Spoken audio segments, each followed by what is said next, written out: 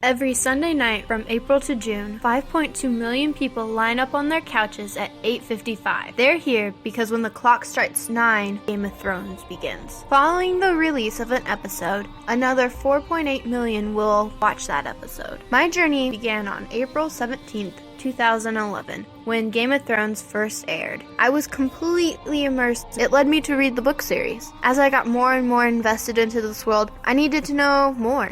Game of Thrones is like many of the fantasy classics that came before it, such as Tolkien's Lord of the Rings or J.K. Rowling's Harry Potter, relies heavily on history. The biggest influence was the War of Roses. You can see this just in the names of the two prominent families. In the War of Roses, the feuding families are the York and the Lancaster. In Game of Thrones, the feuding families are the Starks and the Lannisters. Coincidence? I think not. This is where I'll go into more detail. I will start by talking about the historical influences on the Targaryen family. You must be wondering, why the Targaryens? The answer is Daenerys Stormborn of the House Targaryen, the first of her name, the Unburnt, the Queen of Meereen, the Queen of the Andals and the Rhoynar, and the First Men, Khaleesi of the Great Grass Sea, Breaker of Chains, and the Mother of Dragons. She's honestly my favorite female character. Here's a picture of me dressed up as her for Halloween. Enjoy! The Targaryens were once a proud family that ruled with dragons. They are a major plot point to Game of Thrones. What most people don't know is the historical parallels of the Targaryens, which is the Ptolemies. The Ptolemies were from Macedonia, but ended up ruling the foreign land of Egypt for nearly 300 years. The Targaryens, similar to their counterpart,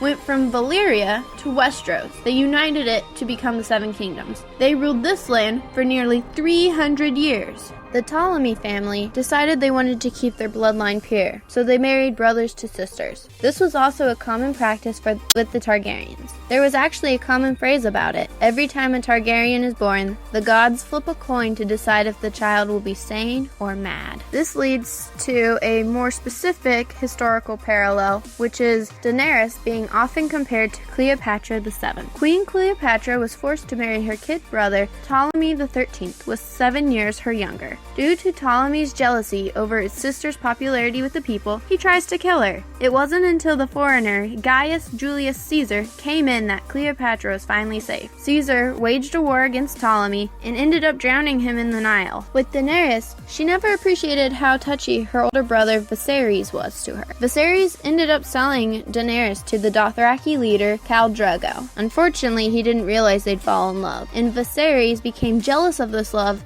and the respect that Daenerys got from the Dothraki, so he tries to kill her. Well, Khal Drogo does him one more and drowns him with a bowl of melted gold. This was an in-depth look at Daenerys and her family, the Targaryens, which is just one of the many historical influences to Game of Thrones. There are also many interpretations to these characters. This was just a popular theory about one of them. So, I hope you enjoyed, and remember, Valhalla Magulas.